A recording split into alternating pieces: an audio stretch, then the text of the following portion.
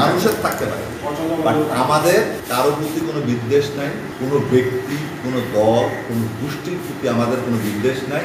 আমরা পুলিশ সবারই।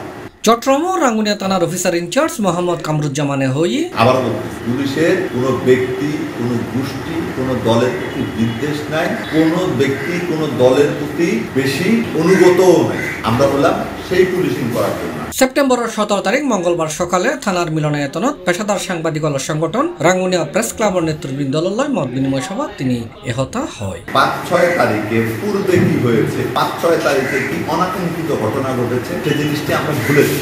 আমরা যেন 5-6 তারিখের পূর্বের ঘটনা রিপিট না হয়, আমরা এরকম কোনো কার্যক্রম করবো না। মানে এক পক্ষে জুলভিত্তিক যেটা বলা হয়, এক পক্ষকে টানা, এক পক্ষকে কাছে নেওয়া, এই জায়গাটিতে আমরা কখনোই যাব না।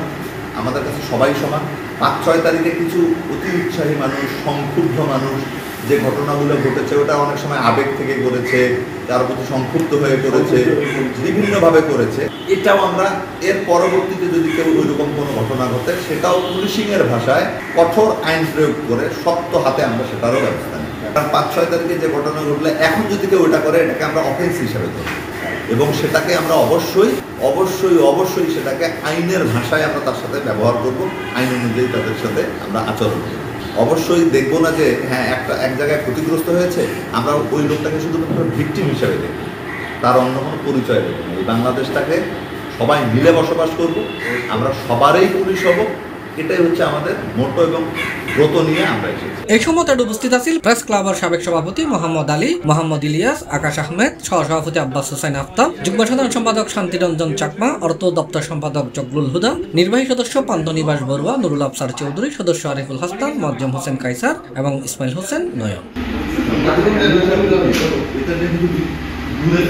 সাংবাদিকতায় মত বিনিময় সভা ওসিআরও হয়। আরেকটা বিষয় হচ্ছে যে এই পরিবর্তনের পর বিভিন্ন ব্যক্তি সংক্ষুব্ধ হয়ে, তাদের বিভিন্ন কারণে সংক্ষুব্ধ হয়ে তারা বিভিন্ন মামলা হতেই পারে। সে অন্য সময় নির্যাতিত ছিল, নিপীড়িত ছিল, সে ক্ষতিগ্রস্ত ছিল, এই মামলা করার অধিকারটি ওই ব্যক্তির আছে। আমি আবারও বলতেছি, যে কেউ যে কোথাও মামলা করতে পারে, ফৌজদারি মামলা। সে ক্ষতিগ্রস্ত ছিল, নিগৃহীত ছিল, নিষ্পেষিত ছিল, সে মামলা করতে পারে। মামলা করার অধিকারটি তার আছে। বাংলাদেশ সংবিধানে কোথাও কেউ ফৌজদারি মামলা করবে এমন কোনো বাধ্যবাধকতা নাই, করতে পারবে না বা এতগুলো আসামি হবে না, এটা কোন বাধ্যবাধকতা, সে করতে পারে। তবে হ্যাঁ, এই মামলাটির তদন্ত সঠিকভাবে যদি কোনো আসামি ওই কাজে সম্পৃক্ত না থাকে, যে আসামিটি সে অন্য কাজে যাই হোক না কেন, অন্য সে যে অপরাধী হোক না কেন, যে ঘটনাটি মামলা হয়েছে এই কাজে যদি ওই ব্যক্তিটি সম্পৃক্ততা না থাকে, অবশ্যই আইনের ভাষায় যা হয় আমরা তাই